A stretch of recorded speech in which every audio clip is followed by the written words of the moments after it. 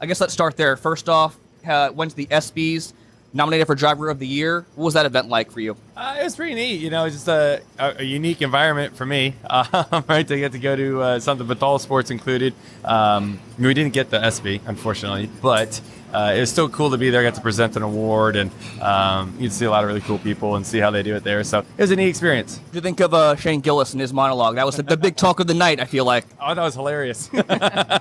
There were some awkward moments in the crowd, which made it even funnier to someone like me because I love an awkward moment. So it was good. There's times he said jokes, and it was more like, instead of the laughs, it was like the Fringe, It was made it funny to me. And your next media stop, you went to Jimmy Kimmel Live, but Jelly Roll was guest hosting. So what was that like for you? Talk with Jelly Roll about your racing upbringing and whatnot. I thought it was a blast. Jelly Roll seems to be like a great guy. I met him a couple times now, and both times he's been super nice, and he did a great job hosting the show, and they did a great job preparing and being prepped, and the whole team there did a really good job of getting everything ready. So it was a good week out there. Those are two pretty big hits, right? I mean, for us to be able to be in in front of all the sports, and then really outside of what the NASCAR stuff we typically do is a big win for the sport in general. So it's good to do. 600 starts this weekend here at Dover.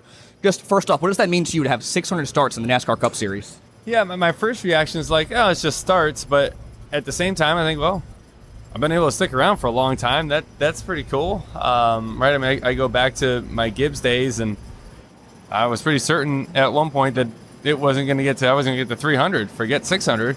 But now to be able to hit that milestone is definitely neat. I remember when, you see, I remember watching Kansas hit it, or Truex, and they hit the 600 start thing. Like, yeah, that's a long ways away for me. And I'm kind of here now, and it went by quicker than I thought. But yeah, still got some time to go. Dover being your home track, being a Connecticut guy, what does it mean to make this historic start at your home track? Yeah, I mean, I've always considered Loudon to be my home track, to look closer to home, but both of them being close by, obviously the two tracks that are up towards the New England area. But yeah, I mean, I started my first Xfinity race here, so there is a little bit of full circle moment there for me back in 2008. So yeah, I mean, it's special.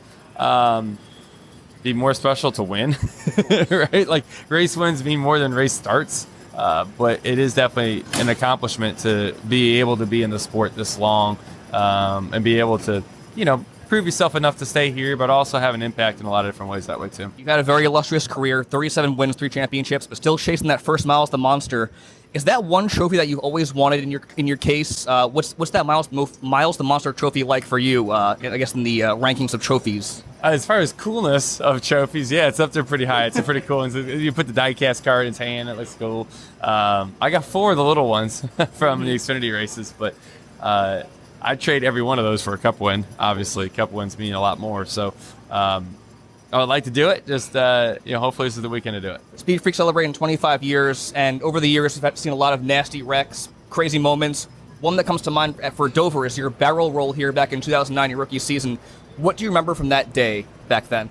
Just a roll. I don't remember anything else from that day. It was a long time ago. Okay. But I remember the roll pretty clearly. The whole moment of being in there, obviously it's a pretty traumatic experience when you're inside a race car and it's flipping over. I just remember it being the longest wreck forever. Just kept going. You just kind of got on its side and just kept rolling like a basketball basically down the hill. Just thinking, man, is this thing ever going to stop rolling over? And it did eventually, but it took a while. I just remember just hoping it landed on its tires. So just land on its tires so it's easy for me to get out. They could have gone to commercial and come back, and I still would have been flipping. NASCAR announced a couple days ago that they're putting a pause on the Chicago street course. Just overall thoughts on that, maybe the return of Chicagoland, just overall thoughts on the event, taking up a hiatus for a little bit. I mean, I'm okay with it. I'm a big fan of moving the schedule around and doing things differently all the time. I think as a sport, we kind of seeing that 3 years is kind of the perfect amount. I think, and if you give too much of one thing, it's not special anymore, right? You got to create cool events and make them special. And, I think Chicago's been a special event, and it would be again. But if you do it too much, it just becomes, it's Chicago again, and right, like it was the LA Coliseum again. Well, the first time it was amazing. right? So I think you got to think a little bit about changing the schedule up, moving different places like that, especially those kind of events and those type of races. It can move anywhere. Can I get a nice oh? Oh. Oh.